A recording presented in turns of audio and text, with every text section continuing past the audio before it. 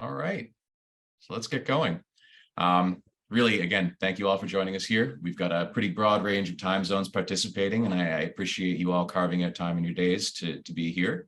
For those of you who don't know me, I'm assuming that's a good portion of you, though I do see some familiar faces. My name is Aidan. I'm the so-called Director of Growth here at Imprimo. And while that title means a good number of things, the core of what it means is that I spend most of my days speaking with the artistic community, both in Canada and worldwide, trying to better understand how to bring value to you all through the platform that we've built. Now, what I've learned in that process, speaking to artists about their careers, is that though the artistic journey is never the same from person to person, and that everyone's definition of success is their own, many of the questions and troubles that arise along the way are similar. Where do I start? How do I promote myself? Should I promote myself, or should I work with a gallery? If I choose to do the latter, how do I do that? And I mean, even more philosophically, how do I know when I've made it? How do I know if I'm an emerging artist or an established artist? And if I'm here, what do I do once that's happened? So today with me, I have our guest speakers, Marc Waugh, Samantha Williams-Chapelsky, and Michelle Charles. The three of them have significant decades of experience in the art world shared between them, and I know each have had their own unique journey and different experiences on the road to their current professional standings. So with their help, I hope to today present a broad perspective on both the practical and theoretical aspects of navigating the art world, whether you yourselves are just starting out in it or have already done so. So I will spare the three of them my attempt at encompassing their respective successes with my own words and give them the chance to speak for themselves with a brief introduction. And I guess I'll start with you, Marc. Yep. Hi, yeah, I'm Marc Waugh. I'm a curator and I guess I'd probably describe myself as a curator and cultural strategist. Worked as a kind of gallery director, but also with the kind of the art funding body in the UK, the Arts Council, and then worked at international art fairs in South Korea in particular. So I suppose my experience is quite broad, but definitely kind of from a UK perspective. Awesome. Thanks, Marc. Just keep it going clockwise. Michelle, you're up next.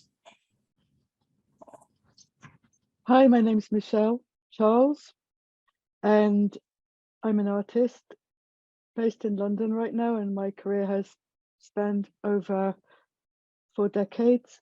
Started in London, then all over America, and then finally in New York, and then back to London.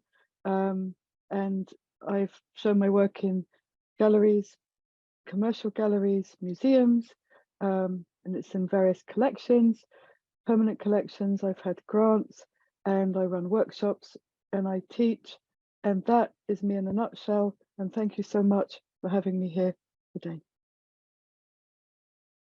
Thank you for joining us, Michelle. Sam, pass it off to you. Hi, everyone. My name is Samantha Williams-Chapelsky. I am a Canadian-based visual artist. So I'm out in Western Canada.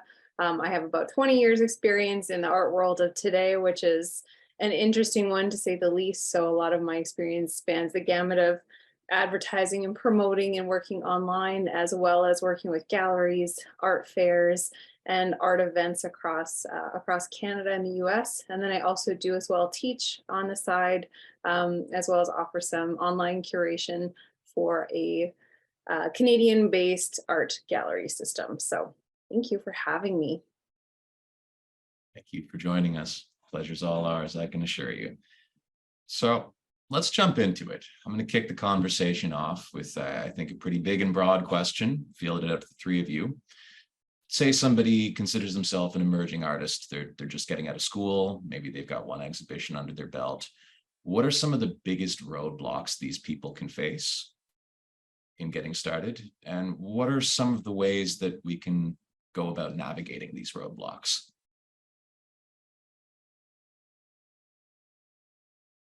Well, I can start if you want. So for myself, you know, I finished university and sort of walked into an art world that is very much not tailored to emerging artists. And a lot of what you're going to experience walking into that art world is just a huge array of opportunities, but also an array of challenges that I feel like are very hard to handle as an artist. So things like starting off with a artist statement, starting off with a good body of concise work, then approaching galleries, approaching art fairs, and even hosting shows online.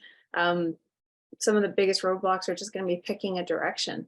And I think for yourself, depending on where your market is, what area of the world you're in, I'm from a very small area of Canada, so I'm dealing with, another market of not being in a traditionally art heavy world. And I think it's there's a lot of different roadblocks facing artists today. A great answer. Michelle, I'd be curious of your take on the same. So I know you've both had different paths, achieved similar successes. What are some of the roadblocks you faced, and maybe how did you work past those? I don't really think about roadblocks. I think about navigating. So I wrote some notes. I think the first thing that's crucial is to have good photographs of your work. Absolutely important.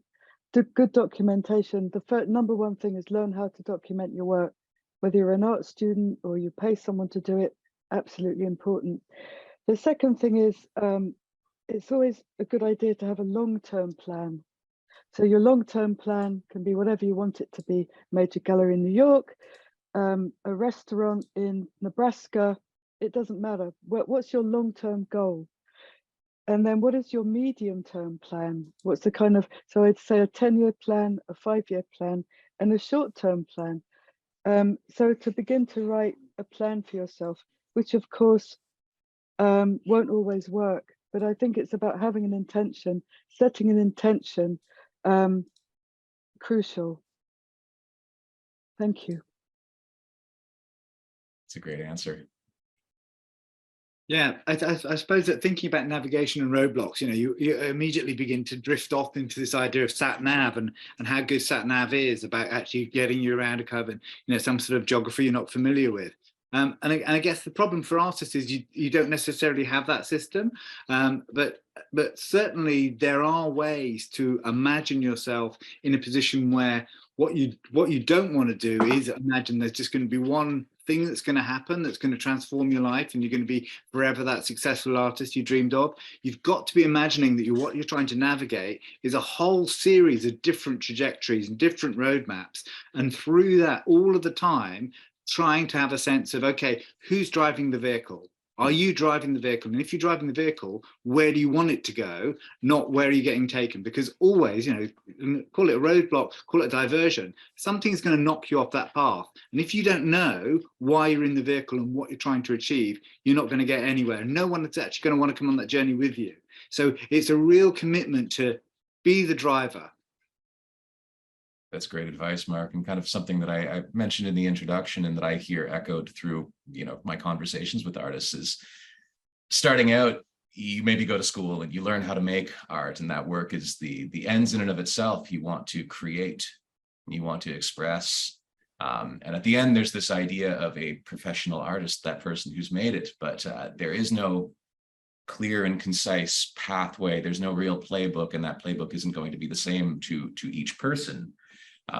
So I would be curious to hear from both Sam and Michelle, as artists, where you started, where you are today, and how you saw your way through that, how you treated those roadblocks as diversions, as navigational checkpoints, and maybe capitalized on those moments to inform this journey that is not going to be the same cut and dry thing from person to person.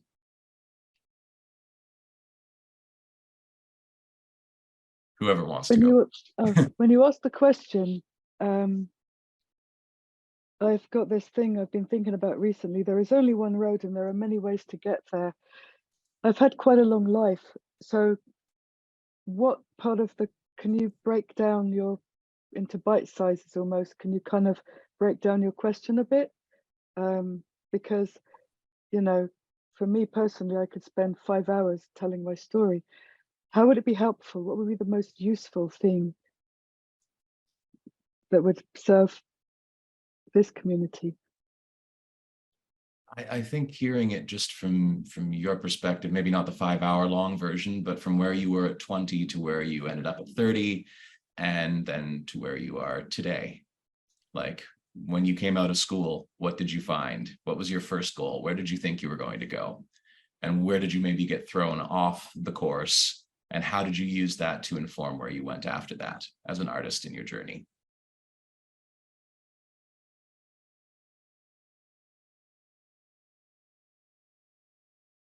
You want me to start, Michelle? I can start with that one if you want. So for myself, I finished university. I walked out of university really having no idea how to start my career as an artist. I did, slowly work my way up to having a painting studio while I worked full-time jobs. Those jobs were not necessarily in the art industry. They were just jobs to pay the bills at that point. So for myself, I sought out gallery representation, thinking that would be the place to really get myself out there. And that first initial gallery that I got ended up being a really bad relationship for me with the gallery network and with the gallery owner themselves. And it wasn't that breakthrough moment that I thought it would be. I thought that was it. That was going to help me set my career forward. And what I really learned was that I have to be in charge of the marketing. I have to be in charge of the promotion. I have to be in charge of the narrative that I'm seeking around my art. And like Michelle and Marc already said, you're creating your own path and you're pivoting along the way, depending on the directions that you choose to go. So for myself, it was creating my own sort of empire, I want to call it, over social media, and building sort of my following as well as my status by doing smaller local shows, by doing art walks, by doing smaller events that I could really control the narrative. I could control what I was able to sell and wasn't able to sell. And it was a little bit more tailored to how I work, which is very much a solo artist, really needing that sort of control over the direction of my career. So I do now currently have, more competent, really great gallery representation. I still go to some of the art walk events and slowly built myself up to just doing bigger art fairs, bigger events that work best for me. And that has been through building a community of other artists as well. So I think connecting with the other artists in my own network, as well as other networks that my work would do well in, whether that's showing or selling, having that community around me to say, okay, have you tried this? Have you approached this one? And I think building that community has been really essential to my own practice as well. So going the social media route, self-promotion, really focusing on me, the business owner, as well as the artist, sort of treating those hand in hand, and then sort of going to some of those traditional approaches as artists take, so the gallery representation, but also trying some new things like the art fairs, like online shows, online sales, things like that. A really great answer. I do want to touch more on the idea of gallery representation, because I think your story speaks to something a lot of artists experience when they're starting out, or there's an aspirational quality to that gallery representation. And we look for it, but it's not always so rosy. And sometimes it's a process of trial and error. What I hear, finding the right person, things might go wrong, and you can learn from that. And you've done a very impressive job of pivoting off of that experience and, building your own world and an ecosystem around you. Michelle, maybe you can speak to the experience of finding community in the art world and using that community to help you navigate that part of your journey. I think community is something I built along over a period of 40 years. So I was 22 when I went to America. I'll just take a short time and explain that when I lived in England, I left for 20 years. There was a place called Cork Street, and it was the English gallery system, and it was absolutely awful. It was this very kind of stuffy place with art on walls with gilded frames, just vile. And I thought to myself, this can't be art. And I had two people that were really interesting that taught me when I went to art school in Brighton. This is undergrad.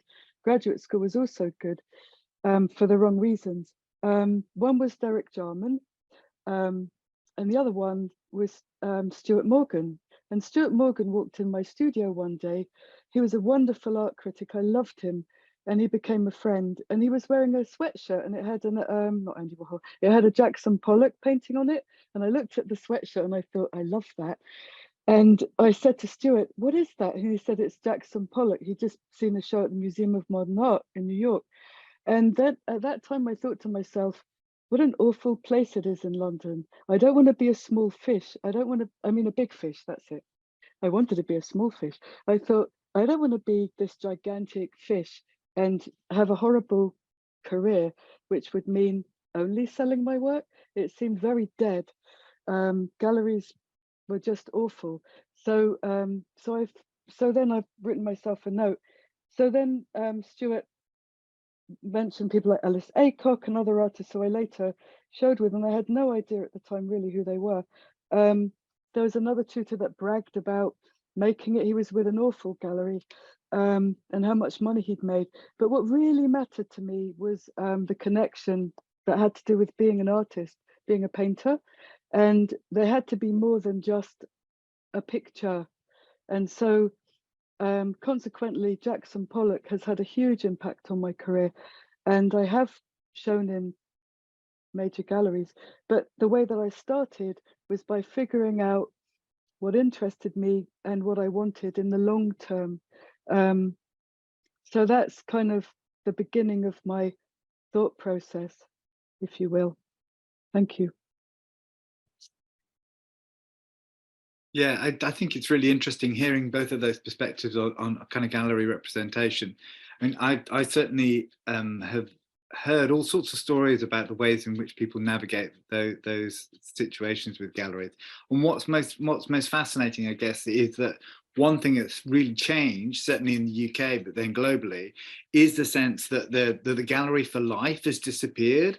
So the gallery and the art market is very, very competitive. It's financially most lucrative for a gallery when they're selling works by an artist, and when the artist doesn't sell works, they'll drop them. So artists have to think about that relationship to a gallery. It's fundamentally a business relationship. And looked really what the gallery are offering them in terms of, how many exhibitions they're going to get. If they're going to do art fairs, are they going to take that gallery to those art fairs? And think really carefully about what gallery representation to them might mean, because it's not going to necessarily be a passionate relationship for a lifetime. And that said, you do get those relationships. There are some gallerists who have fantastic relationships with the artists they represent and support them in incredible ways. But I think that the fundamental thing you have to be thinking about is that it's a business relationship. And again, you have to be very, very careful about how you imagine they're going to work for you based on I guess the facts of what they're really going to do for you. And again, coming out of COVID, what's really fascinating is that more and more artists, emerging artists in particular, but also those established artists who don't necessarily have representation, are beginning to see that their relationship with audiences and therefore collectors can be facilitated online very effectively. And when they look at the way they present their own work and they hear their own voice and they hear the community responding to their own work, they think actually this is a more authentic relationship than a gallery that's just dedicating a few interns to doing social media on my work. So I think that thinking about the gallery relationship, again, it's obvious, but it's not the same as it was 10 or 15 years ago. It's something quite particular now. It's a really good point. And it kind of segues nicely into something that I do want to touch on, is that idea of that online presence. And I've spoken to you all separately about this to one degree or another. Sam, I know you've had a lot of success online. Michelle, from our conversation, I know you've shied away from that a little bit. Just kind of tailors that, it kind of ties into the idea of that there is no one size fits all version of this for everybody. I'd love for all of you to comment on the importance of that online presence. Like, how can you leverage it to your advantage? How important is it for emerging artists to use that, to leverage that to increase their discovery and increase their chances of their version of success happening? I think it's really important first to locate what it means to talk about success, because there are so many different kinds of communities and so many ways to have success. So I think first knowing what the kind of target is, rather than going on a platform, but really thinking about who is it that I want to speak to. And I think probably the first question is, do I want to share or do I want to show? And how do I share? And who do I want to share with? So to begin to think about those ideas really. I myself really have snowballed my career because of social media. So I won't say that it's my favorite thing in the world, but in today's art industry, even with gallery representation, even those galleries are looking for you to promote yourself. They are looking for you to connect with the audience online. A lot of the galleries that I show with currently also do have social media channels, also do have online gallery availability, so you can shop online with them. But for myself, I think of social media as part of the business, and I don't treat it as a super lightweight thing. I treat it as simply marketing. So I curate my own story. I tell my own story, and I very much tailor it to my needs as it may be. So whether that's sales, whether that's promotion, whether that's getting my name out there, even for grant applications, for more public gallery ventures, having that strength behind me on social media has been a benefit to my career. I don't think it's the end all and be all, but I do think it is essential in today's industry to be seen. Because being seen in a global industry like art is hard to not have some sort of online presence, especially through things like social media. Yeah, I think I suppose reflecting on those ideas about showing and sharing and being seen, what's really, I suppose, critical to think about, obviously, is about what the medium is that you're working in. And I think that translation, I think, again, Michelle said it earlier about, if you are certainly working in an analog idiom, like sculpture or painting, be really careful about how you present that work, because you've got to make that work sit in an online environment, and that's not easy. So be very particular about that. But if you're working with board and digital works, then obviously online is just a fabulous medium, because it's so easy to share and disseminate your work. So film, video, NFTs, all of those different things fit naturally within the online environment. And so there is actually, I suppose, that there's we're in a place where not only you're changing this relationship between the studio practice of analog and digital, but also the kind of sharing practice of analog and digital. And I think that that's a really exciting place for artists to explore and think about, and to be, I suppose, to be authentic to their own voice, and to be authentic to the type of work they want to make, and just understand that there's lots of tools available to do that work now. So yeah, I think in many senses, and particularly post-COVID, there's a real sense of energy and opportunity about what's available online. So I think it's a fabulous space. That's awesome. Yeah, I agree. I agree with what you're saying. Michelle, I do want to circle back to something that you brought up, is establishing your vision of success and how you want to show your work and how you want your work to be experienced. I know you've mentioned again that you haven't put as much time into your online presence, but you've obviously still had quite a remarkable career. Do you see that world fitting into your practice going forward at all? Or how did you define your vision of success, I should ask, and how, if at all, does the online world fit into that? When you say, how do I define success, can you elaborate on that and help me by what you mean first, please? So some people just want to make a living, perhaps, off their art. Some people want to sell a lot of work. Some people want critical success. When you mention that, defining that vision of success and what that means for you, I'm curious how you come to that, I guess. I think to understand other people, and for other people to understand the work that I make, is a huge level of success. The kinds of artists who I've had dialogues with, many who are no longer with us and who I do have dialogues with, I think that's for me, connection is a level of success. When you say success, I've had shows that have sold out and, you know, things like that.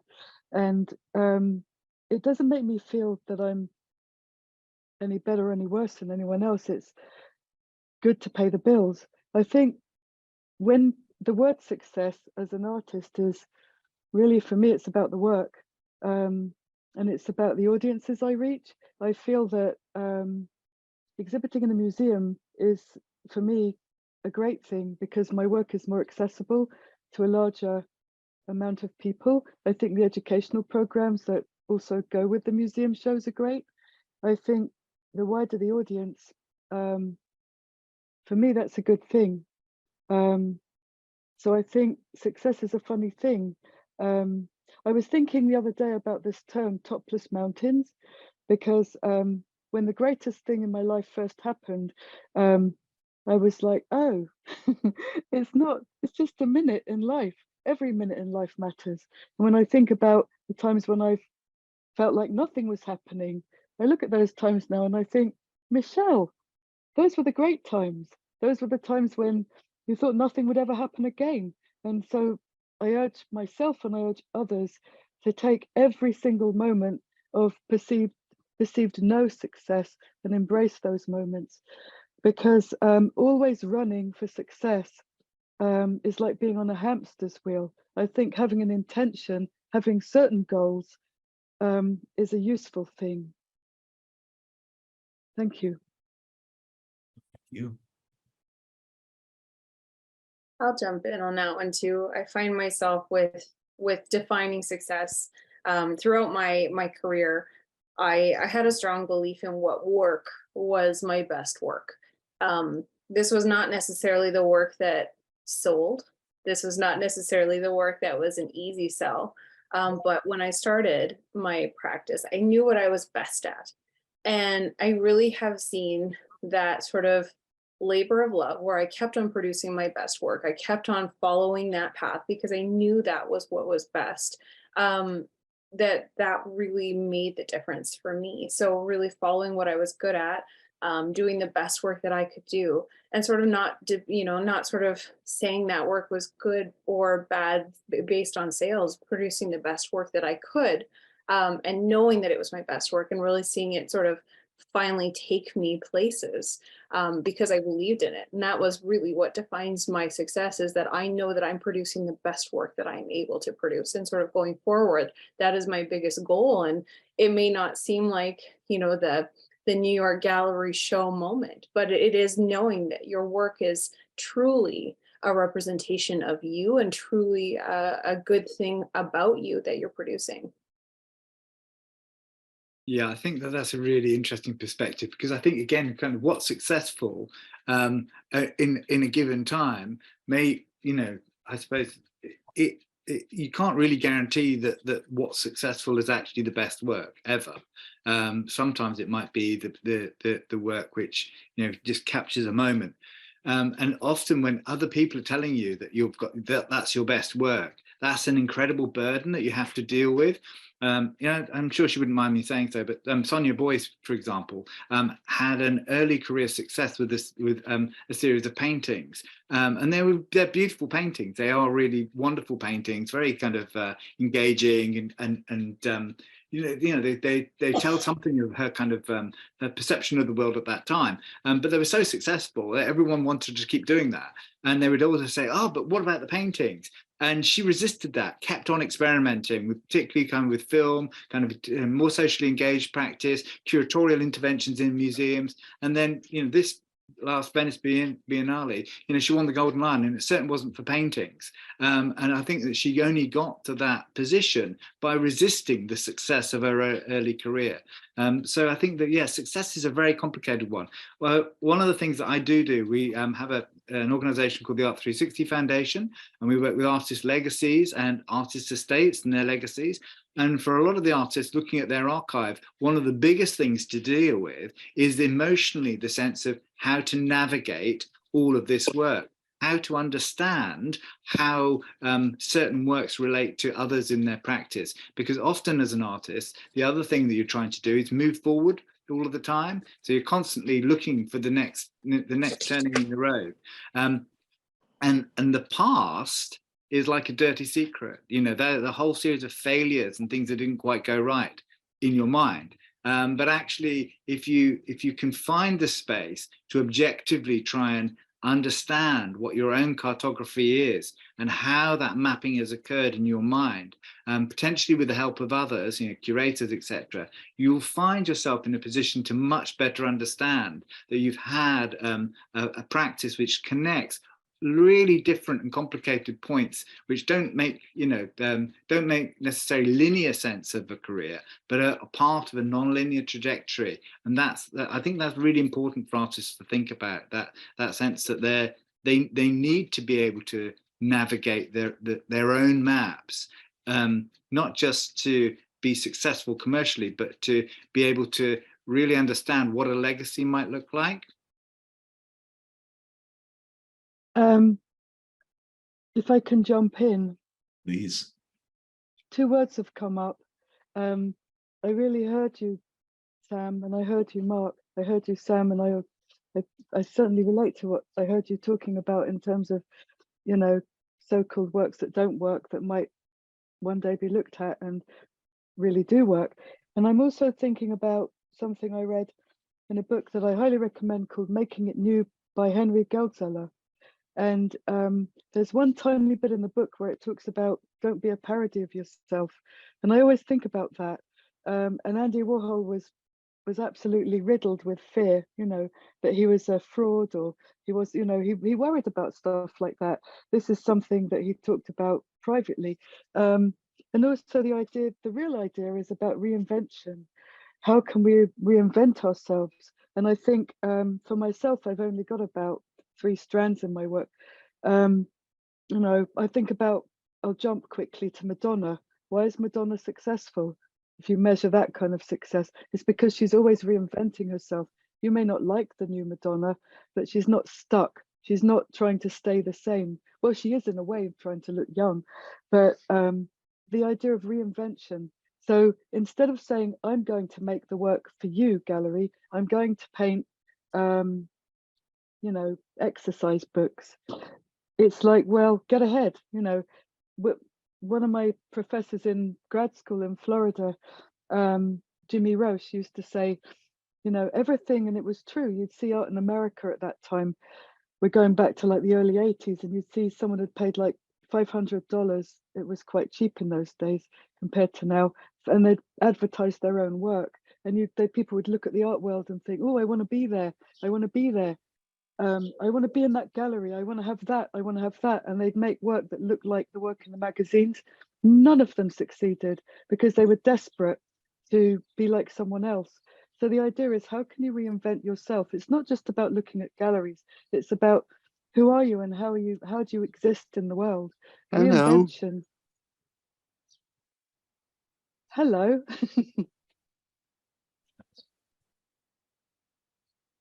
I think that's tremendous insight, Michelle. I really thank you for sharing that. Yeah, I think everybody who works in the arts or who is a creator of any stripe worries about that feedback loop of seeing external success and chasing that, or sticking to what they know and having what they do become a form of self-parody, almost like a caricature of past successful works.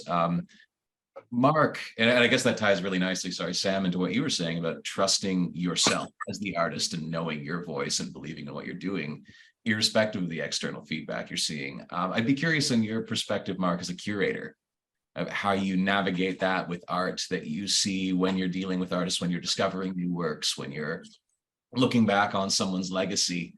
How do you make that distinction as an external authority on it? Yeah, I think that's a really interesting and challenging question, because I think that often as a curator, you you actually go to an artist studio with an expectation of what it is you want to see, because you've seen one or two of their works, and then often you'll find yourself in a situation of having to recalibrate that and rethink that. And I think it's really important to be open to what the artist wants to show you. And a great example of that, again, and one of the artists that I've worked with for a long time, since the 90s, is a Japanese artist called Tatsumi Orimoto. And Tatsumi is quite famous internationally. Some of you might have even heard of him as the Bread Man. And that's because he found a signature performance where he ties loaves of bread around his face, and then he kind of does a performance in various cities around the world. And that's a really brilliant body of work. It's lovely. Loads of people can join in with it. But it's just one work. And so in the last year and a half, I've worked on a monograph of his work. And what's surprising there is that I discovered works that I hadn't encountered of his before.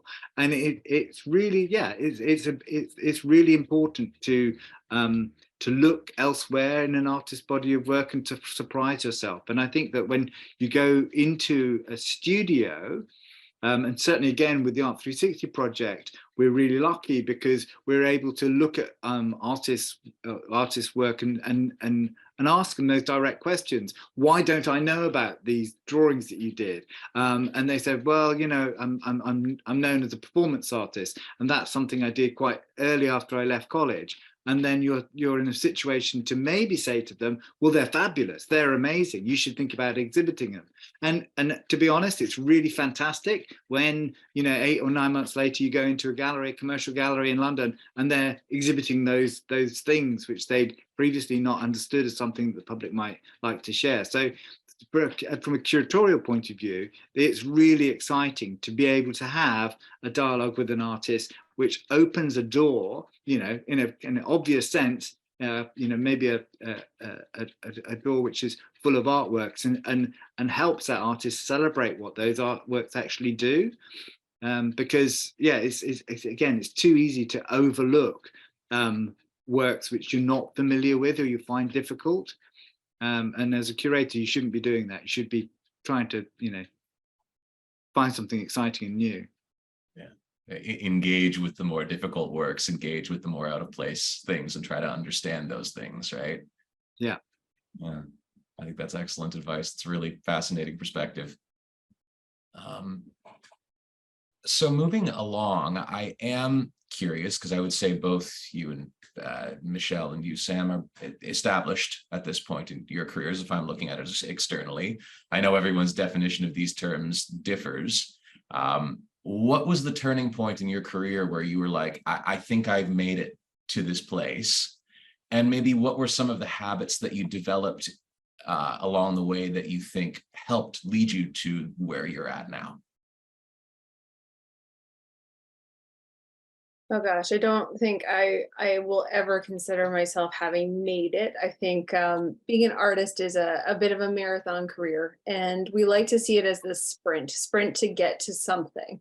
And yet I think it's pretty much a marathon. I look at some of my role models, you know, really developing their best work into their 80s and 90s. And I think for myself, you know, going forward, what I try to see myself as doing is sort of losing some of the day-to-day things that I didn't enjoy about my art career. So things like maybe doing some local markets, some local events, maybe some events that weren't really well attended, maybe applying for certain art gallery shows. I slowly sort of cross things off my list that I don't want to do anymore, that are too much of a toll on myself, and that I want to pick the events where I'll have a little bit more of a showing, a presence, a better conversation with people, maybe a little bit more interest in my work. So instead of me showcasing my work so heavily in Edmonton, maybe I'll go to Toronto to have more of those conversations that I'm really looking for in my career. So I think for me, it's just sort of narrowing down what I choose to do to develop that sort of, you know, established placement. But again, like I said, I don't think there's ever a having made it in this career. I think you're going to have a career of pivots and different paths and different directions, and you may take one step forward and 20 steps back in a year.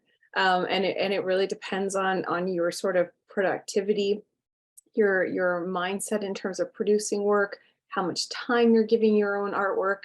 Is there other external factors that are becoming part of your life that you have to deal with? So I think having made it doesn't really exist. I think you're always sort of in the process of running that marathon, and how much effort you put in each mile is different. And I think it's a really important way of looking at an art career instead of giving yourself that finite endpoint. Because I can tell you, and I'm sure Michelle has the exact same experience, you get the show in New York and it's just a moment. It's nothing more than that. It's nothing that defines you. It doesn't make it for you because it's just a moment in time. So that's my take anyway.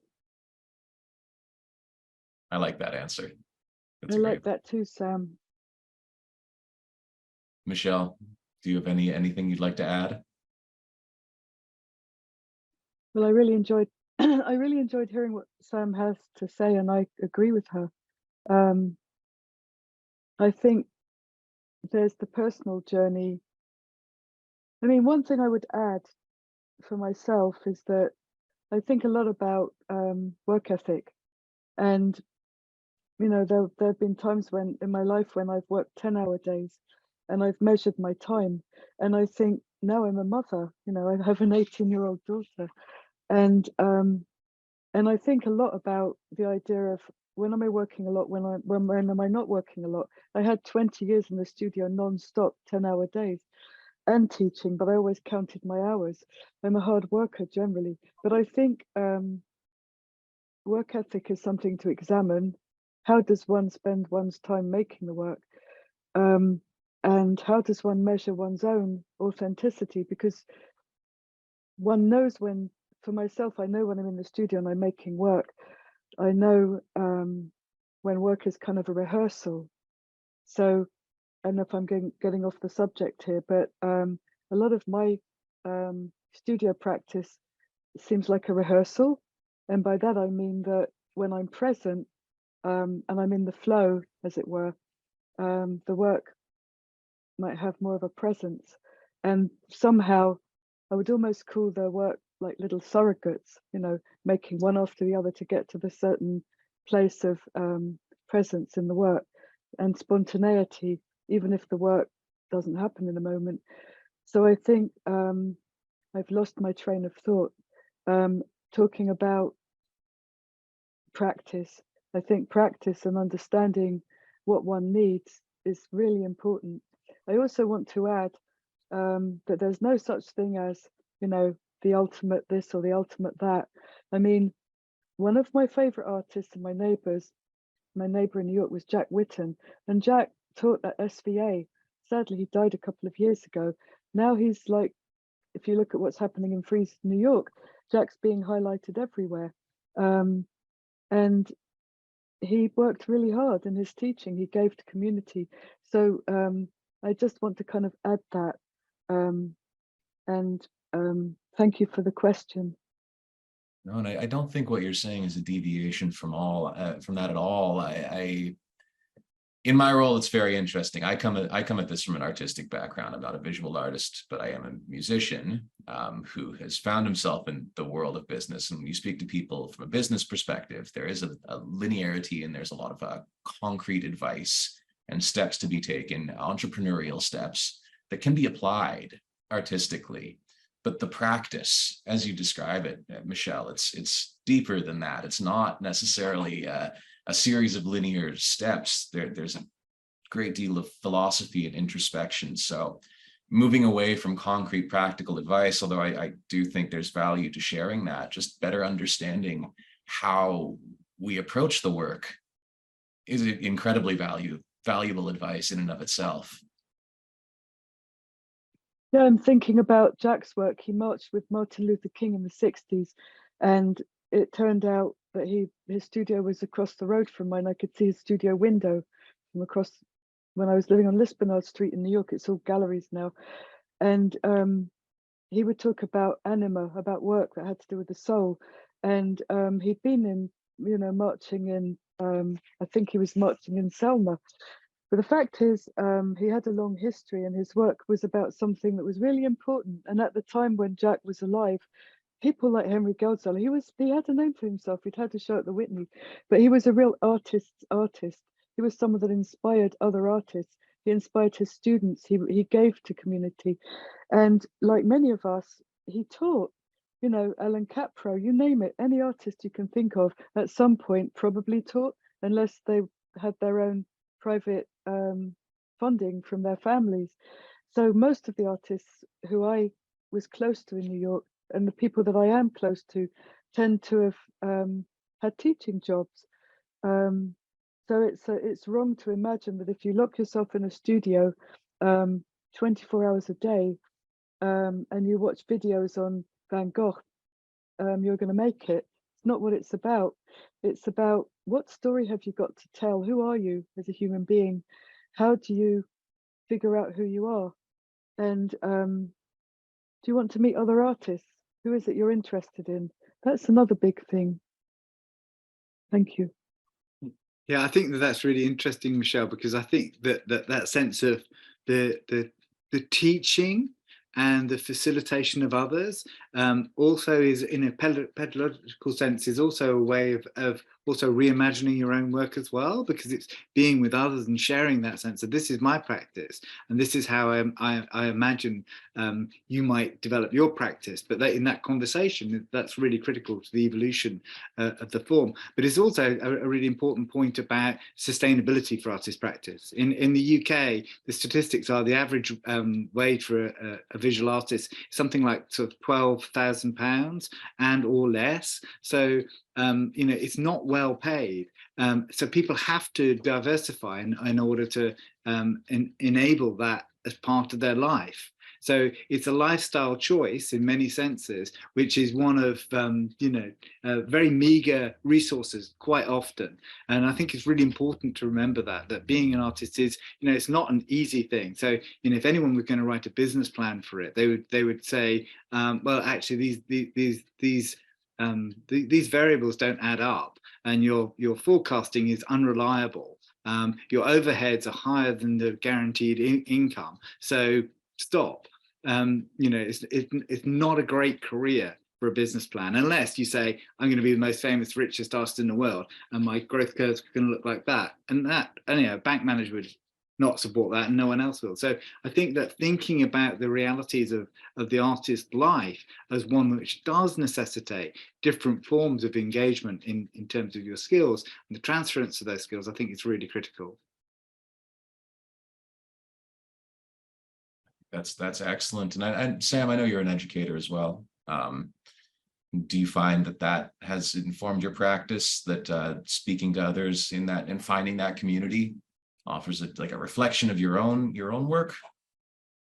I think very much so. And I think, you know, so much of the learning comes on both sides from any sort of interaction that you have with other artists. And I think there's really great opportunities to not only connect with other artists, but learn from other artists as well, as an instructor and as a mentor. So I do teach mentorship programs, but I also teach for an acrylic paint company, which, you know, has really taught me about the materials that I'm using, which I can't stress enough, has really taken a real twist to my own work, has made me a better artist in knowing these things and being able to offer this to other artists. And then that passion to share the knowledge with other artists is so essential and so important as well. So I think the more that we can build a career on different chunks, you know, not relying on one to be the sole source of income, whether it's teaching, whether it's, you know, representing, you know, certain other sides of your skill set, like the teaching, like the instructions, like the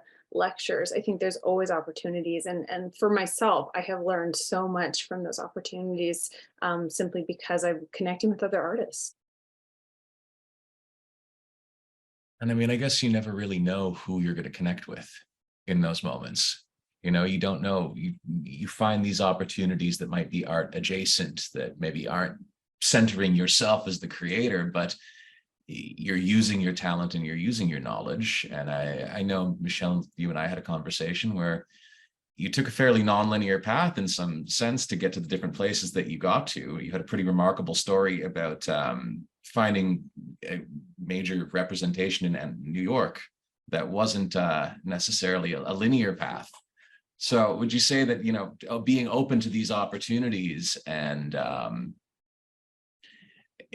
of thinking outside the box of yourself as just the artist is kind of fundamental to that artistic career? When you say thinking outside the box, can you elaborate on that? Well, so I'll use myself as an example. If I, you know, think of myself as a musician, I had a little tiny glimmer of success recently. I ended up on a collaboration with someone much bigger than myself and went from about 2 monthly listeners to 400,000 in the span of a week.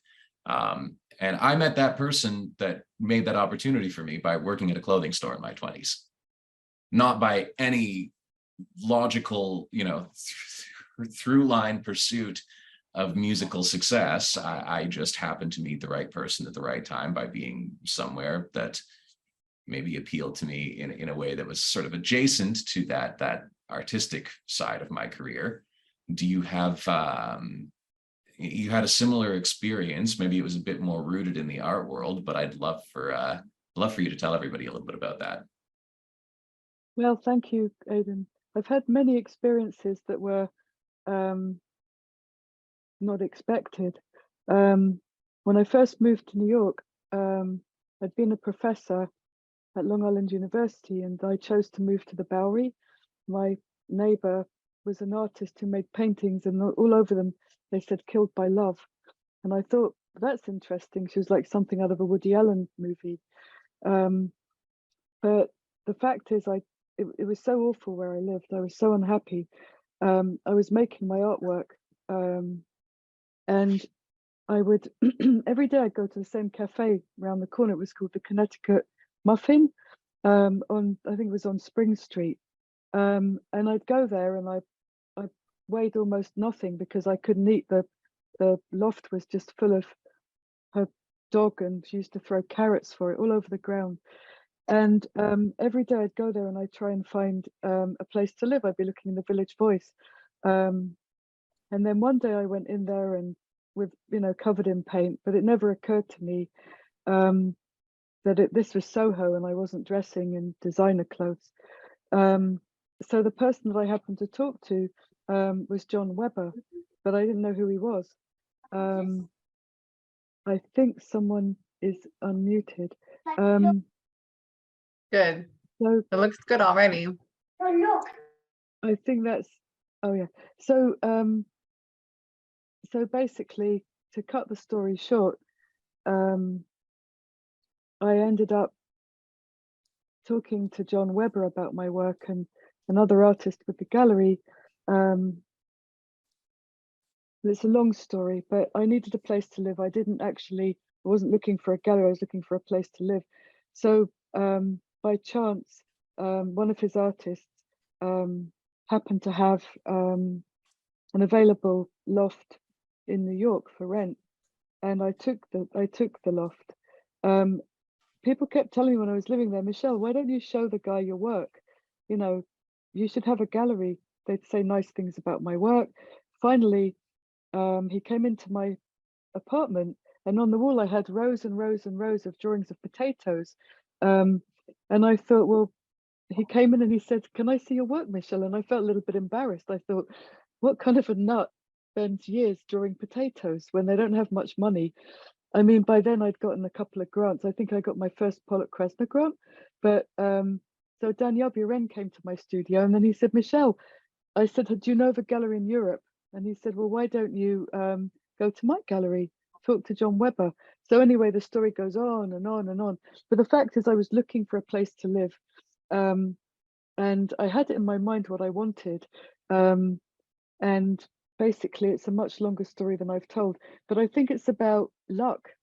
It's about being in the right place at the right time. Although I think it can happen anywhere, and I know it can because it has. I've met all kinds of people in the most unlikely places, like yourself, Aidan. I don't think you have to get on a plane and run to New York. Be awful.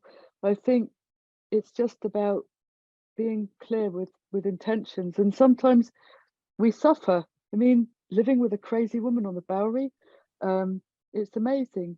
So that's the brief, that's the short story.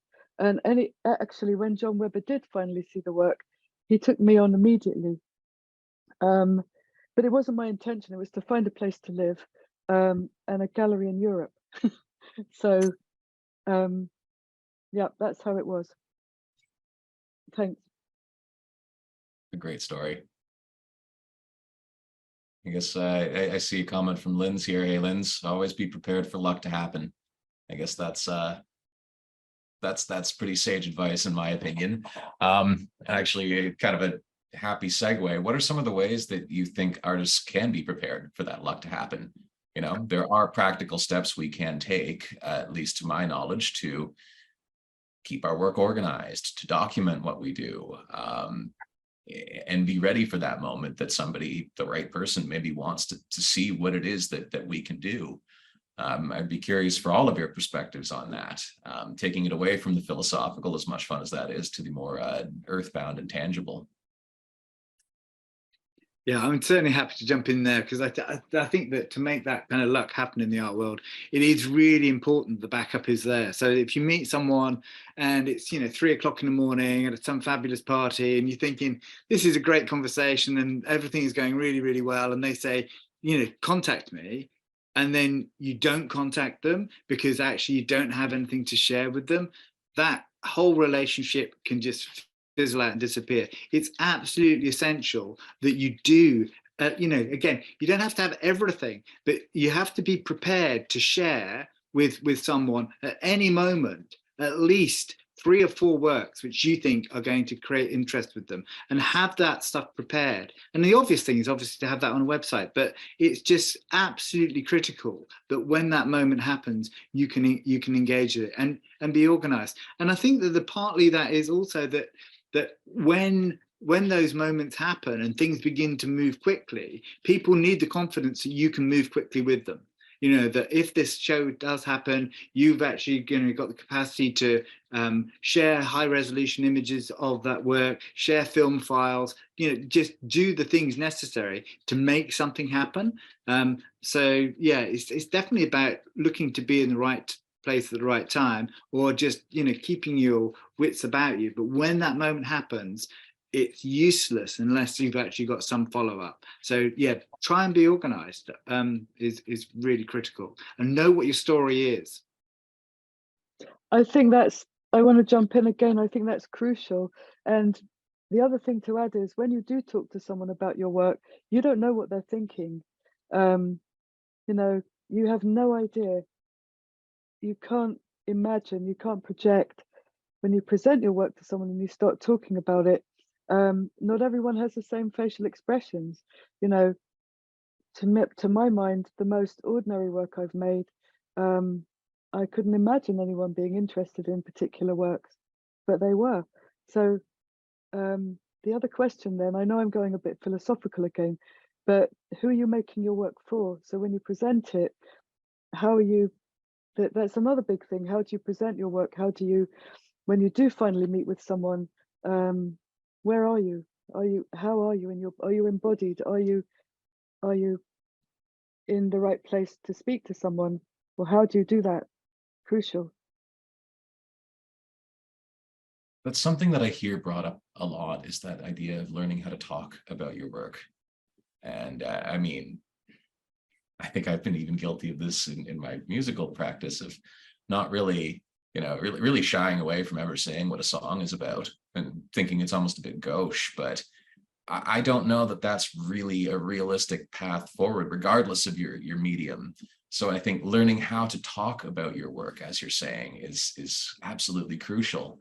And I would be curious to hear how you went about that, how you found not your artistic voice, but your speaking voice in the way you discussed your work with people. Do you mean me? Yeah. I love talking. I love people. So I'm interested in other people. And I'm interested in ideas and how I relate to other people. So when I talk about my work, I think it depends on the body of work really, but I try to find something to say that's quite simple, really. I don't really use flowery language. I talk about things like clouds and rain, raindrops, things that are very, very simple and easy to understand. So I don't really think, I mean, when I met, I was the biggest moment of my life when I met John Webber. He said, "What do you do?" And I said, "Nothing that'll really interest you. Empty glasses." I said, "Sometimes they've got water in them." And he said, "Interesting." And I said, no, it's not the right thing for you, but you might know someone else. So I just think by being myself, I love talking and I love people. So if I have an audience of another person, I'm excited for that connection. And I think what I do is I like to, I used to do a lot of yoga. I still do, whether it's yoga or running, before I meet with someone, meditation, to just make sure that I'm present. And I know that if I'm present, I won't forget who I am. If I get nervous and I start speaking, which I've done many times, a mile a minute, I can't talk about my work. So yeah, that's the short answer. It's a great answer. Sam, you also spoke a lot about telling the story of your work and telling your story consistently. Was that a natural process for you, or is that a learned behavior? It's very much learned. And I think for myself, I really do treat any opportunity I have to discuss my work as a pitch moment. And it's not necessarily pitch to sell, just a pitch to talk about my work and sort of capturing interest. So I always like to have that 30 seconds to a minute of what my work represents and what it is to me, because I do work semi-abstractly, and though it is landscape derivative, a lot of my work creates a little bit of interest in terms of why I paint the way I do or why I create the way I do. So I like to have that little spiel ready to go. And that's something I really carry with me and have really learned to offer up in situations, and you can sort of take it from there if someone wants a bit more. But I think having that really confident statement, and as a woman artist, there's a lot to be said for being extremely confident and coming across as confident with what I do and what I produce and what I make. So that's very much something that I've really honed into having with me at all times as that go-to moment. That's great. Yeah, Marc, from a curator's perspective, the story is probably paramount to communicating the work and the value of the work, right? Well, again, I think the really interesting thing that's happened is that the voice of the curator has become kind of less significant in the showing of work. I think, and that's really exciting. So there are really interesting things, obviously, that the curator can do with the body of work and a specific artist's work, which means that they can say different things than what an artist can say about their work. But I think that, particularly with social media, people don't like to hear too much of another person in the way of an artist, and people really love to hear what the artist thinks about their work, even if it's like a total surprise. Oh my God, I had no idea you were looking at light. I thought you were interested in glass. In relationship to Michelle's drawings, it's like no one cares really. What people care about is authentically what the artist has got to say. Because again, one of the really interesting things that you find talking to lots of artists, and particularly if you film artists, is that they can kind of slightly clam up when you ask them questions. And that can be about hearing their own voice as something that doesn't sound smart enough or clever enough. And you hear this a lot.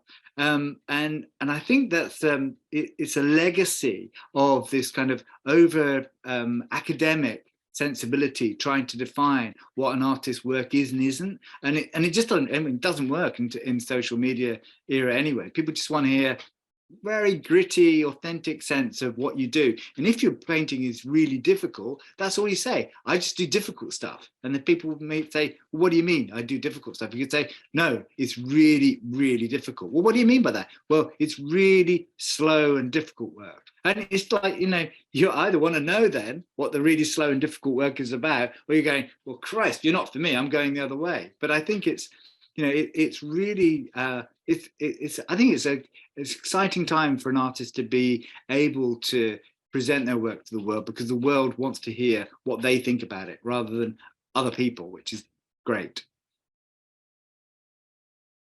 That's awesome. And I feel like that ties really into this idea of finding your audience and finding your market that we all kind of spoke about earlier on in the discussion. Maybe that story attracts the right crowd, and maybe that story actually alienates the right crowd. Either way, you're whittling and you're narrowing to the people that you want to come. The old adage, if you build it, they will come. I guess that does apply to art in the same way.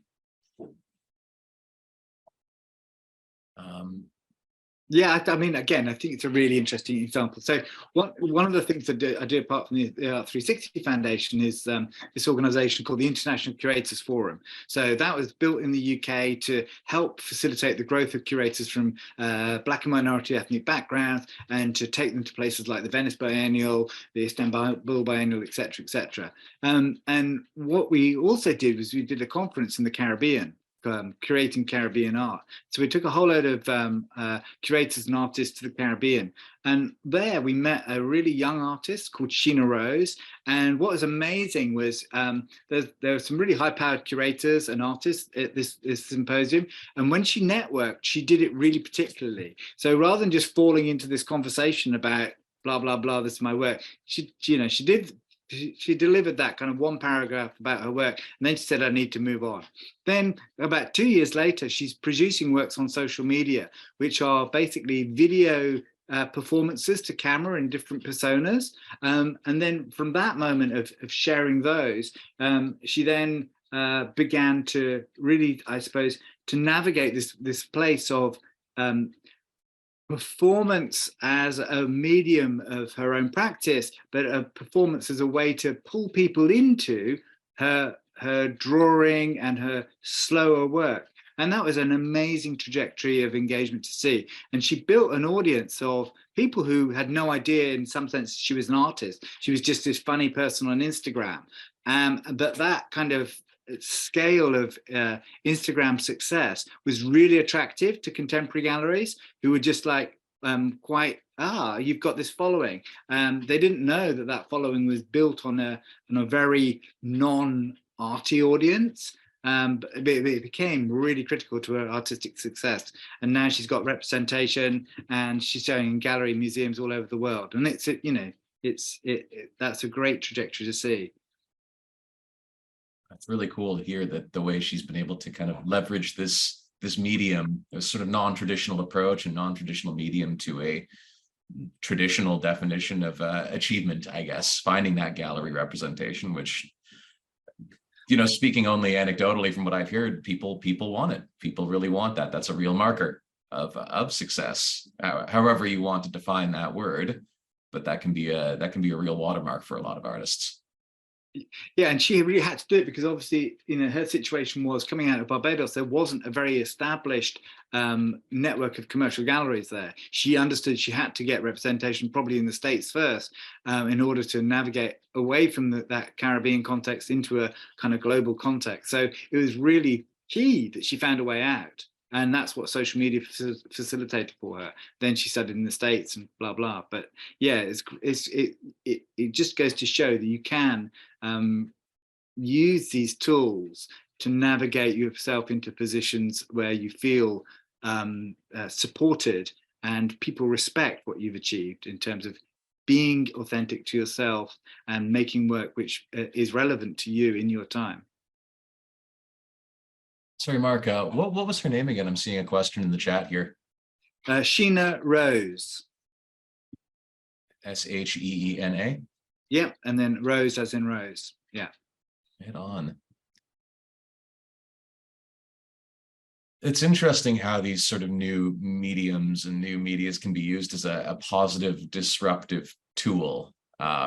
I know the traditional art ecosystem can be perceived by some as being a bit, having these higher barriers to entry, perhaps being a bit elitist, perhaps being a bit closed off to certain genres of art, or even, not to speak controversially, but certain ethnicities or cultural traditions in art might not be deemed as desirable by certain galleries. So I think it's a real net positive to see people using these mediums to forge their own careers and take them to these different heights they might not have been able to reach through old-fashioned means. With that, yeah, Michelle. Sorry, just to jump in, I'd also like to say that it's really important to understand that there are so many different art worlds. There's not only one art world, and every art world is valuable. I think it's just there's no snobbery. There's no need to say it has to be this world or it has to be that world. You might be living in Montana and you might show a regular village art fair. You might make more money than someone in New York City who has 3 jobs, and you might build your work slowly over time and make the most beautiful work in your community. It's not necessary to travel the world. It's also not necessarily eco-friendly. And what about the single mother who has, you know, a couple of kids? She can't go traveling around the world, or the single father. So I think it's really important not to plant these seeds of desperation in artists. I think there has to be, I think the real seed of this is that art has to be accepted in our society as something that's normal, not something that you have to be ambitious and you have to make it.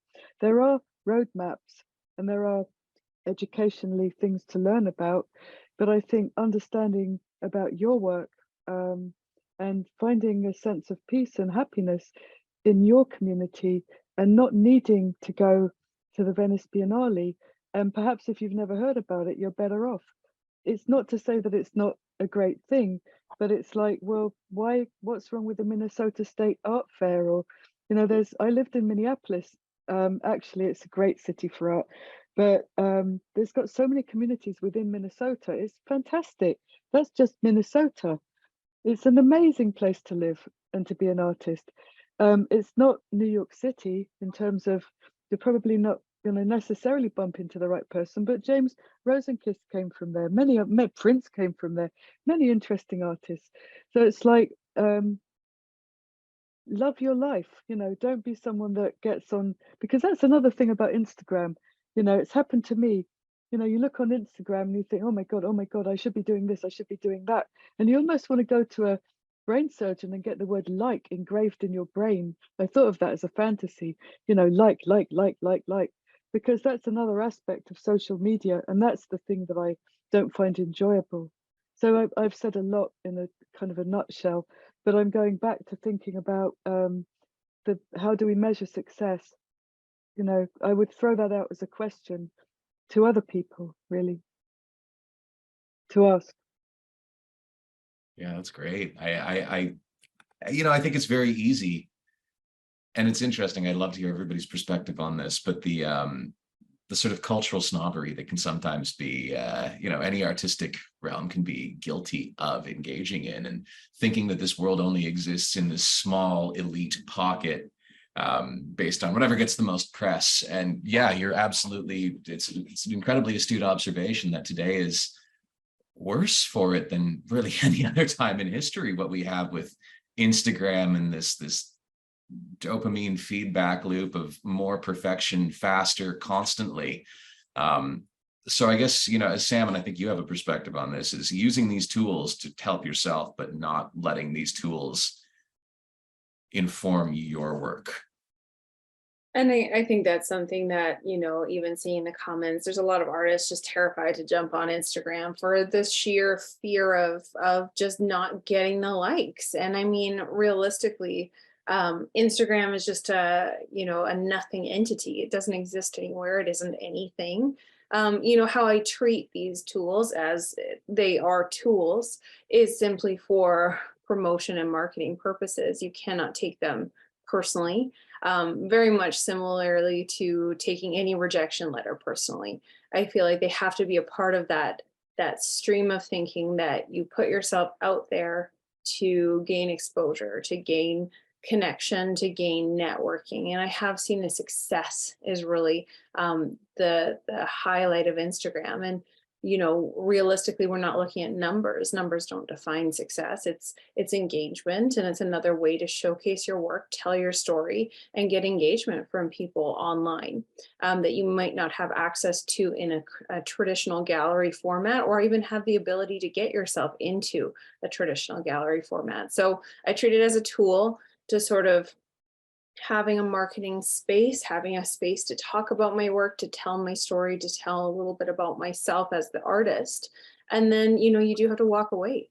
And I think that's a really important factor with social media, is that you can put a little bit in, but the biggest part about it is going to be walking away and not being influenced by what receives likes, what receives importance on Instagram, because remember, it's a machine. It's all about algorithms, and it really has nothing to do with your work itself. So if you are connecting with your audience in the way that you want to be presented to, and you want to present yourself, that really is all that matters. The 10K plus, the special numbers of followers, none of that really is a marker of any level of success, other than that you are connecting with some sort of audience. And I would really take that with a grain of salt, because it is a computer system. It's an algorithm, and it doesn't lead to giving you the success stamp at the end of the day.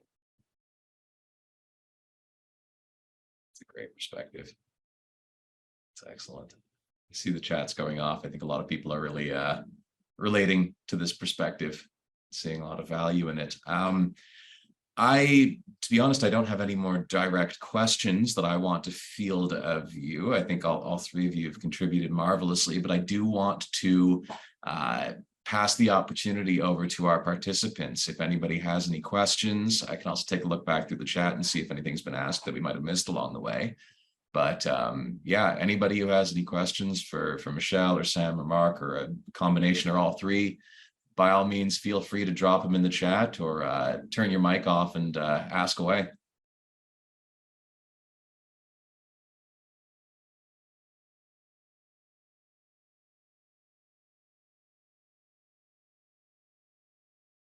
Linda and Susan have both highlighted that we've made a distinction earlier on between sharing and showing your work.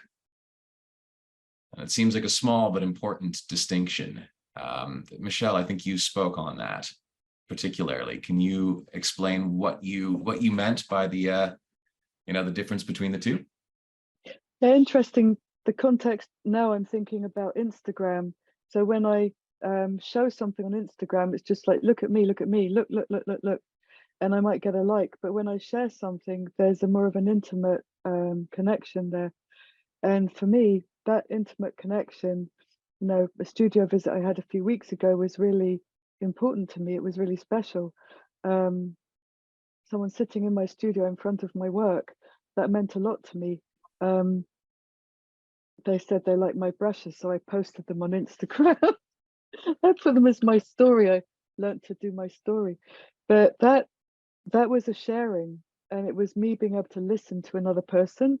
And I feel that for me lets me know how I'm communicating as a human being. And I feel that for me, I do get a rush on Facebook if I'm not on it enough. I mean, if I get a like, of course it feels good. Who gave me a like, or who gave me a like, on this or that? But it's not the same as having someone in the studio looking at the work, because I do make digital work too, but mostly I'm a painter. And when someone's sitting in front of it and I'm sharing the work, there's a conversation that's happening that is really important to me. It matters. So when I'm showing, I'm just saying, look what I can do. Look what I can do. Look. And that feels less intimate, and it feels that I'm giving something away. It's like someone coming into my studio that I don't know. And I'm not fond of that. I'm very careful who I choose to talk to, who I choose to connect with on my own terms in my own studio. It really matters to me. So so sharing for me is an act of, in a way, I suppose, vulnerability and generosity. Vulnerability because I'm an artist, and when someone comes in my studio, it's my space. It's got my paintings in, it's got my drawings in, it's got stuff on the walls, on the floor. So that's a real sharing, I guess. That makes sense.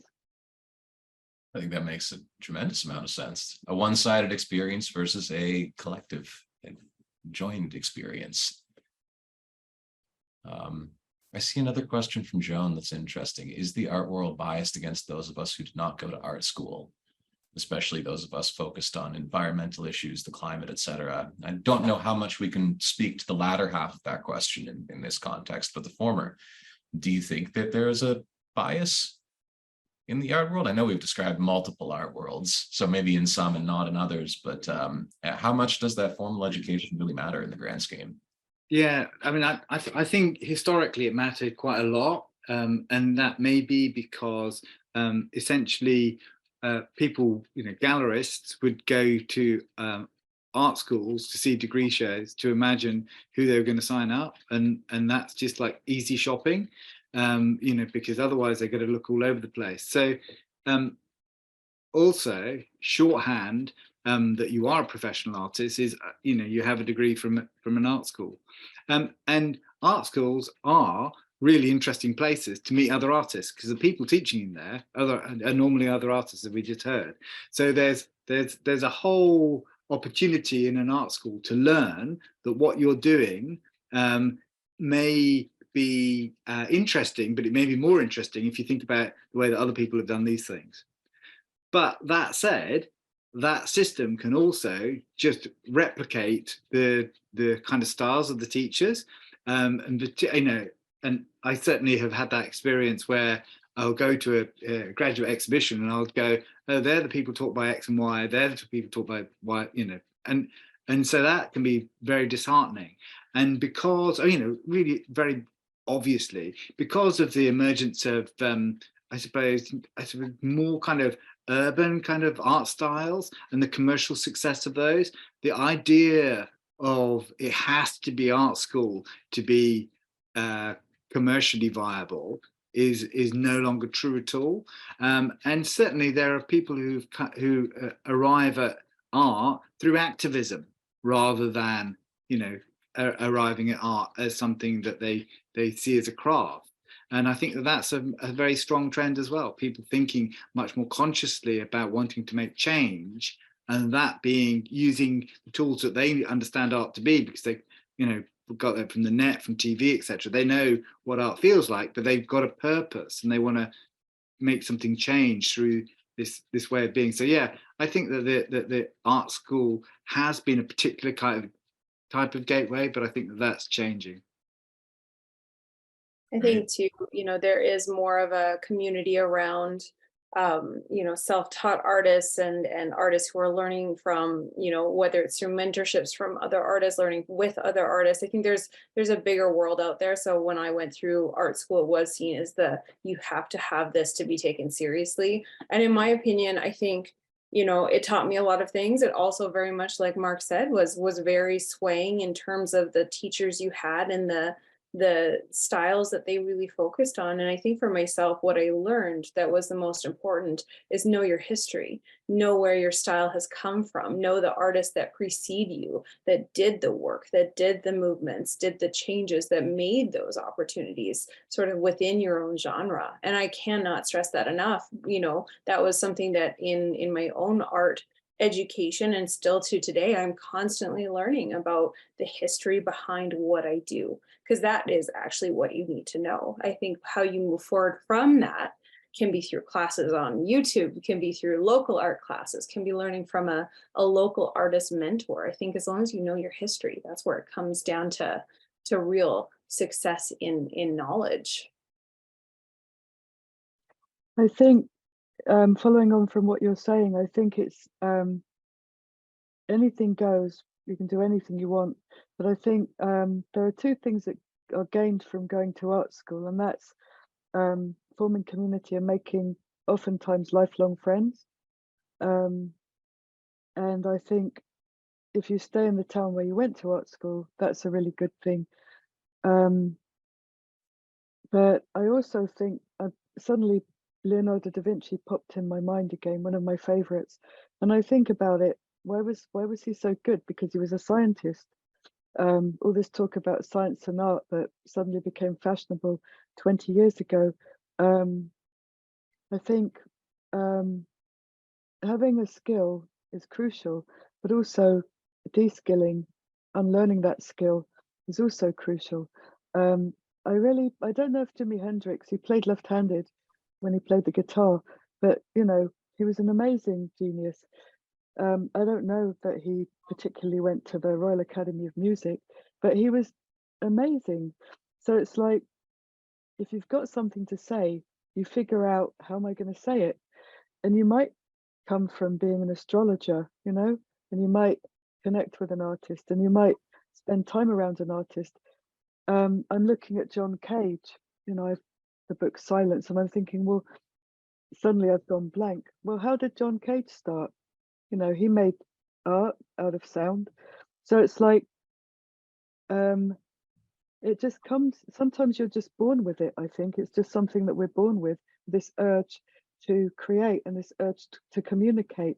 So I don't think there has to be snobbery about if you went to art school. I think it's really about what it is one wants to say. And I'm not convinced about classes online that teach you how to draw. I've had people come to me and they've learnt a look, like a style. And I think there's nothing like getting in that life drawing room and getting dirty with other people in the real and seeing things from life. I think it matters.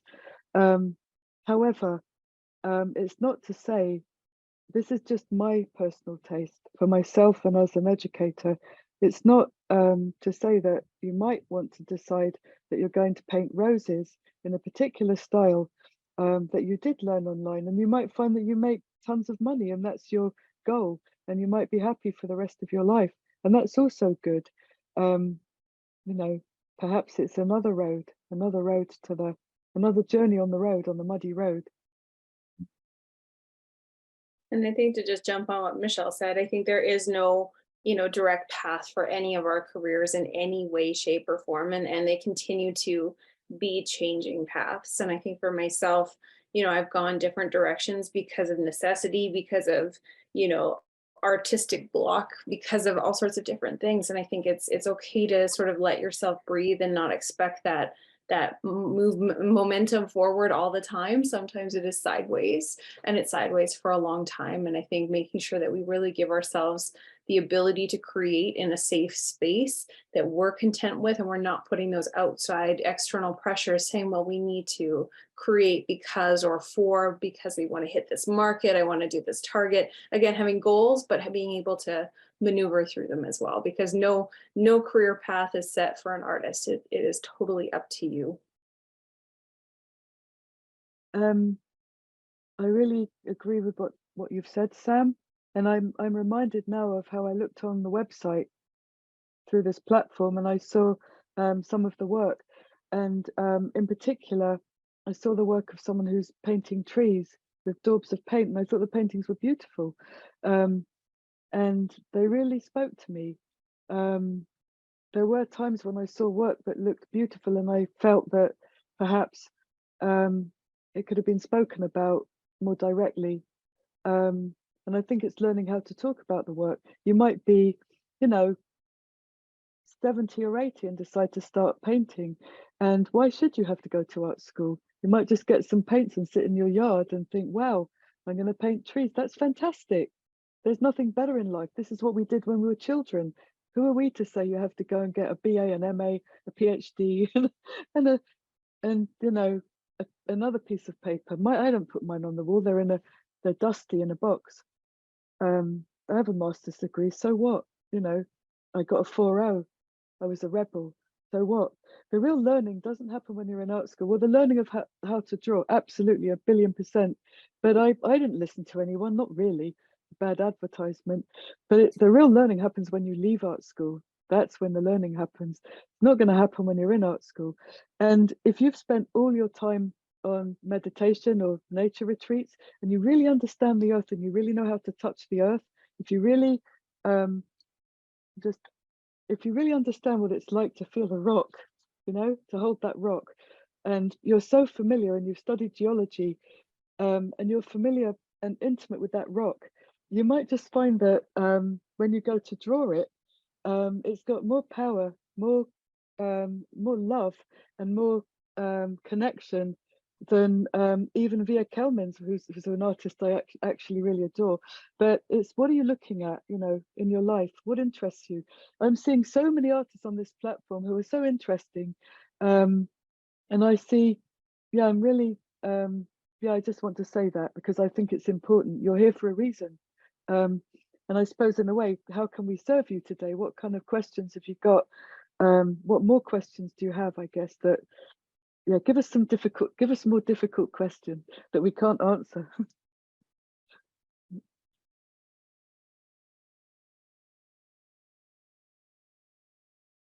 I think that's some really beautiful insight, Michelle. An interesting question from Wendela saying, my artwork is like my taste in music, AC/DC to Zubin Mehta, extremely diverse. How did you hone in and pick just one discipline direction, if that's what you did? So I think for myself, I will constantly be evolving as an artist.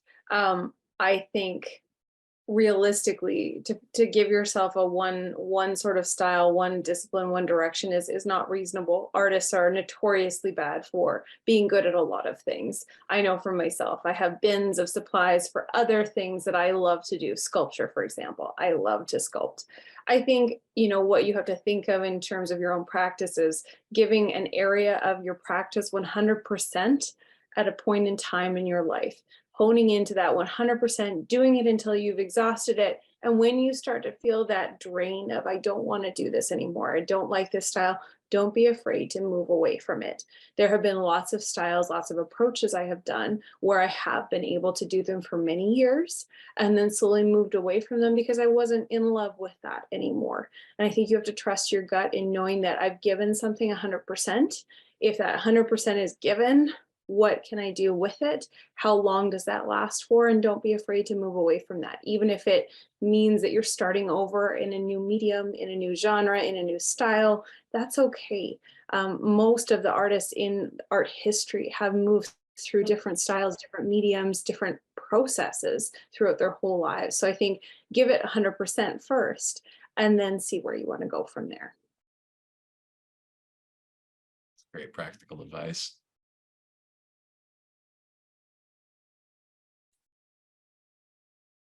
I'm a bit guilty because I've always been interested in perception and how I see things. So I always look through certain veils, as it were, and I'm interested in how something is seen. So for me, I agree 100,000,000% with Sam. You know, I don't feel like, I feel a bit humbled giving people advice because there's such a wide variety of interesting people here. But I feel that in a way, by looking at the same thing again and again, I never see the same thing. It's like when I look at the sky, the clouds change by the second. So subject matter is another very interesting thing to think about, because it's something that evolves. And I've been very interested recently in thinking about the difference between someone I love, actually, I have to admit to it, who's from Toronto. I'm sad he died, but that's Leonard Cohen. So the idea of a poem and a story and how the work gets made. So I've always been more interested in poems, which in the end, over my life, have created a story than a story. So if you think about it, think about a narrative in the work, like a narration, because you can have a rectangle and within it, you can think about a whole story, you know, that there's a table and there's a pot and there's one behind me, a lampshade, some pears, and that's a story. So it's like, I think for me, I've always been very interested in how things sit in a rectangle. And of course, it's changed now because of Instagram, because we're only seeing things in a square. We're allowed to have it this shape or that shape. But I think personally, I think a lot about my body and how my body interacts with the work, how my head looks at the work. And then I think about my viewers. And when I made paintings which were 14 feet wide, I was thinking a lot about peripheral vision, because when we look at art, particularly on a bloody, excuse my swearing, computer, we're stuck like this. You know, we can go like this, but I've got a stiff neck, you know.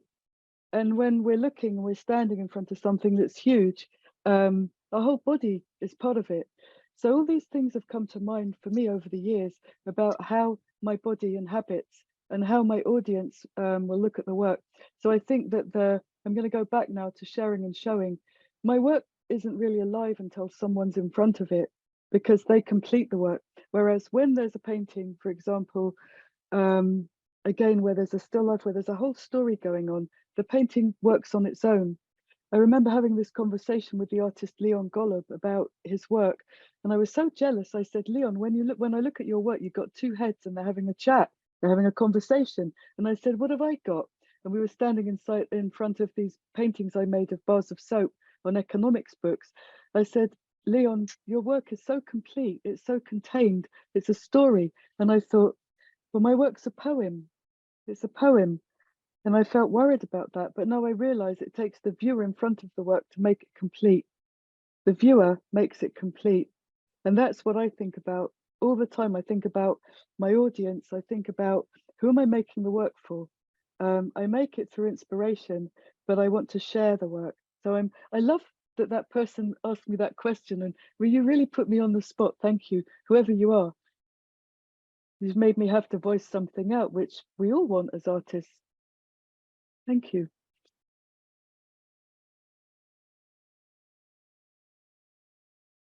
So saying thank you for sharing your insight on that, Michelle. I think it's a really great, really interesting question. And just in terms of the physicality of your piece and that viewer completing it, that's a dimension of the work that I don't think is instinctive to understand, or to articulate, rather. To hear it put that way is really, really, it's really quite inspiring. I do want to just offer anybody else here an opportunity for some final comments. I know we're not necessarily running over time, but we are running towards the end of the time that we have booked for this event. I will take a moment and say a couple words on Imprimo's behalf. Again, thank you all for being here with us today. I do think what we've built ties in quite beautifully to some of the practices that you've all described, my personal opinion, at least. If you're not currently with imprimo.ca, it is a place to document your creation, to tell your story, to escape the algorithms on Instagram and give people an opportunity to discover your work in a slower and hopefully more meaningful way. Along with documenting your creations through an automatic CV and registering your works to blockchain. If anybody here is not with us currently, your first 90 days are free as a participant in this event. I'll drop a sign up link in the chat, as well as my personal email. If you are interested in learning more, don't hesitate to reach out. Make sure that is actually the correct link, because I've done that before. And I would encourage, while I'm speaking, Marc, Michelle, and Sam, for all of you to drop your Instagrams, your websites, a little bit about what you've got going on in the chat, so people can connect with you after if they so choose. And I really hope they do. Speaking of that, I really appreciate it. I'm going to be running a workshop called Where Do Ideas Come From on June the 11th. And if anyone's interested in signing up, it's a place to really hone in on your artist statements. So shall I put that in the chat? Or... Please. Okay. I'll do that. Okay, there you go. It's specifically to talk about your work, to get the inspiration. It was inspired by David Lynch, the filmmaker, but honing in on how you talk about your work. So that will help, hopefully, with your artist statements that will be on your websites or when you meet people in person, to build that confidence. I think everybody would be very interested in joining that. And the fact that you've mentioned that it's inspired by David Lynch, definitely that just drew me in a bit, even if it's not necessarily as applicable to me, not as a visual artist. I'm curious how you have tied his beautiful inscrutable works into that conceptually. Well, I heard, for some reason I was looking him up. I can't remember why. And I was thinking a lot about ideas and how do we get ideas. I'm always interested in that, running different workshops. And I suddenly found by chance him talking about where do ideas come from. And I just loved how he spoke. And it was just, I'm always thinking about the word inspiration. I always think about words and I think about the root meanings for each word. I always have, how I get ideas. So really, it's not really just about, I just want to throw in. I once put a quote by Woody Allen. It wasn't really about Woody Allen, but it's kind of a starting point, really. Cool. All But right. ideas just come when you're ready. I think when you're open to receive them. This is the other thing I want to say, is that you can be in your studio for hours and hours and hours, and work for weeks and weeks and weeks, years and years and years, and be hitting your head against the wall thinking, why am I doing this? And then bam, an idea comes. But you have to put your time in. Sometimes you just go in that studio day after day. You might eat, 10,000 bagels or 10,000 chocolates, or drink gallons and gallons and gallons of tea. But if you're there, at some point, the ideas just come. That's what I meant to say. There was something you said earlier about your practices. Sometimes being in the studio, you feel as if you're rehearsing. And that's actually something that resonated with me very, very closely, is just understanding that as a perspective. I know in my own practice, I can be very hard on myself when I get in and there's a couple hours and maybe all I do is make noises on a synthesizer for 3 hours straight. And I'll sometimes leave that and think, I've just wasted 3 hours. I will never get that back. I didn't write anything. I produced nothing of personal meaning. There was no expression really here. I was, for lack of a better word, wanking into the ether.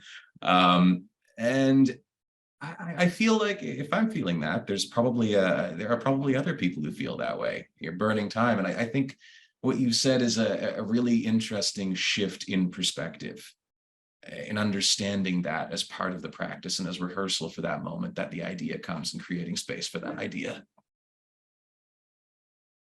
It's absolutely crucial. I think experimenting too, I think giving yourself the freedom to practice and experiment and to not develop finished pieces right off the bat is so key. And that is something that you go throughout university and even through workshops. I see a lot of artists who are expecting each piece to be a finished item. And so much of this is all about experimenting, playing with tools, playing with techniques, working on found materials. And I think that has really sort of navigated my practice as well, as just the experimenting side, having fun with some paint and enjoying the process, being a kid again, as Michelle said, because this is an amazing world to be a part of. So if you are able to give yourself the freedom to do that every once in a while, it makes a huge difference to your own practice. And again, that practice, every minute that you put in the studio only makes you a better artist.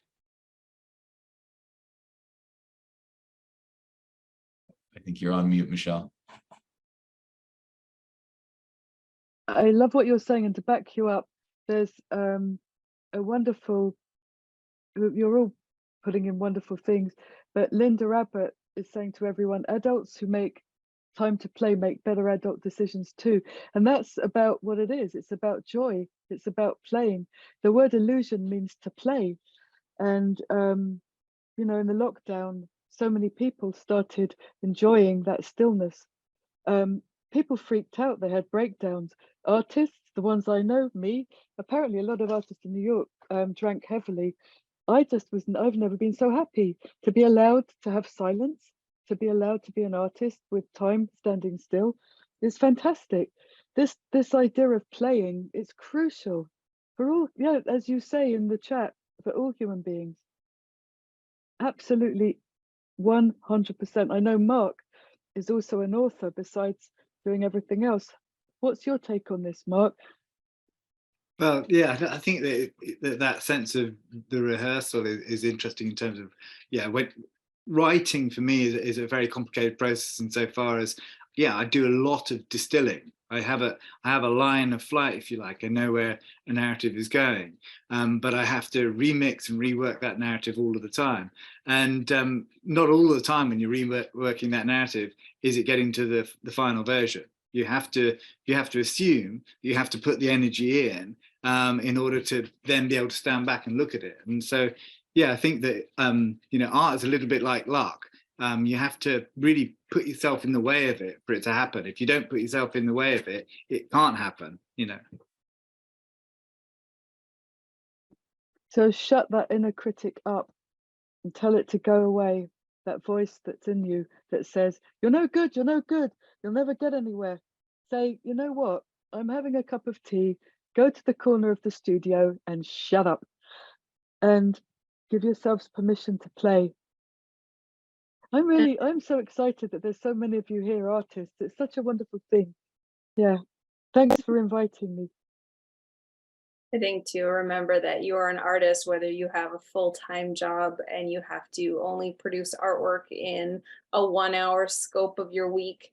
There is no definition of what artist is. I think artists can be anything and anyone in any sort of situation. So don't be afraid to call yourself an artist, even if it is a aspiration that seems so far away. It's a really good confidence builder, and it does shut up that inner critic as well, because you're doing it. You're there.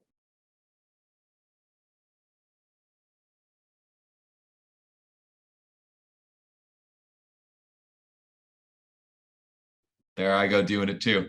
I think this is probably a perfect note to call it for the day. I'm seeing some participants start to trickle off, and I know we're hedging towards 2 hours, not to be a clock watcher, but I know it's definitely getting on the later end for both you, Michelle, and you, Mark. I'm sure you're eager to get on about your days, Sam, but really, once again, I can't thank the three of you enough. This has been a fantastic conversation. You can see in the chat going off, it's been very well received, all of your wisdom and your advice and your insight and your warmth and caring and sharing all of this with everybody here today. So once again, this has been recorded. Once we get it edited, it'll be up on our YouTube channel, and we will send the recording out to all who registered for a ticket today. Thanks again for coming. And yeah, please, by all means, I'll drop my email in the chat again. If you have any questions, feel free to reach out to me or Mark, Michelle, or Sam. Brilliant. Really lovely to see you all, and thanks for being so enthusiastic in the chat as well, and thanks Aidan for sharing it. So we'll get on with the evening in England. Yeah, it's 9 minutes to 7. So I hope to see some of you at the workshop, and on that website you can easily contact me. That's my teaching website. So yeah, I feel like just saying lots of love to you all, and courage. Yeah, say the same thing to myself. Have a good evening. What happens now, Aidan? You're going to kick us out? Yeah, unfortunately, when I leave the conversation, it'll I get to control that for better or worse. When I end the chat, it'll end for everybody. But I'm going to pass this along again to everybody who signed up for the event, and we'll be in touch soon. Thanks again for joining us today. Thanks, Aidan. Bye.